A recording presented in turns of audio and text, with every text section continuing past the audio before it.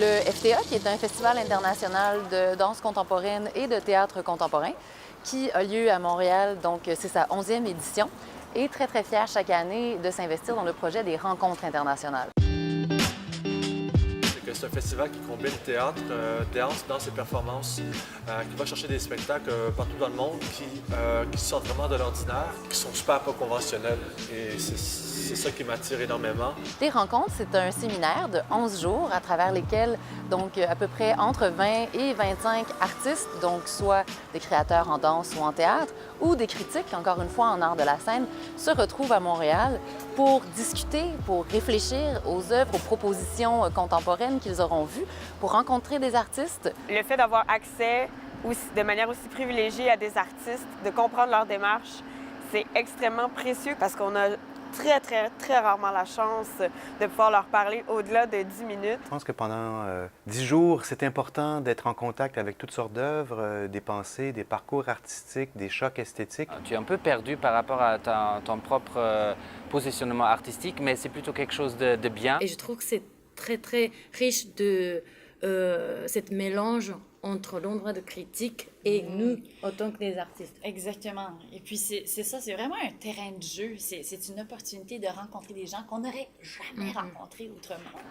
On vient de pays asiatiques, on vient de l'Afrique, on vient de pays Amérique du Sud, différents pays avec différentes cultures, différentes visions sur l'art. J'essaie de me spécialiser de plus en plus dans la mise en scène du théâtre de rue parce que je viens d'Haïti et les salles de théâtre, il n'y en a pas beaucoup ou presque pas et ils sont quasiment inaccessibles. Donc vu qu'il n'y a pas moyen que le public vienne nous voir, du coup nous nous sommes investis à amener le théâtre vers le public. De découvrir toutes ces réalités-là, ne serait-ce que des fois d'une façon embryonnaire, mais de voir que le monde peut se penser différemment, peut se vivre différemment, ou des fois est imposé différemment, c'est quelque chose de tout à fait bénéfique.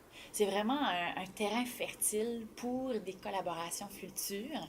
Alors, de faire des connexions avec Yoko, par exemple. Qui vient de Tokyo. Ben exactement. On va aller à Tokyo, elle va venir à Saint-Boniface. C'est vraiment une chance d'échanger des idées. Donc, on compte vraiment beaucoup sur des partenaires tels que Logic pour permettre aux gens de se déplacer de l'international à des jeunes francophones, artistes ou critiques d'un peu partout, de pouvoir participer à ce projet-là.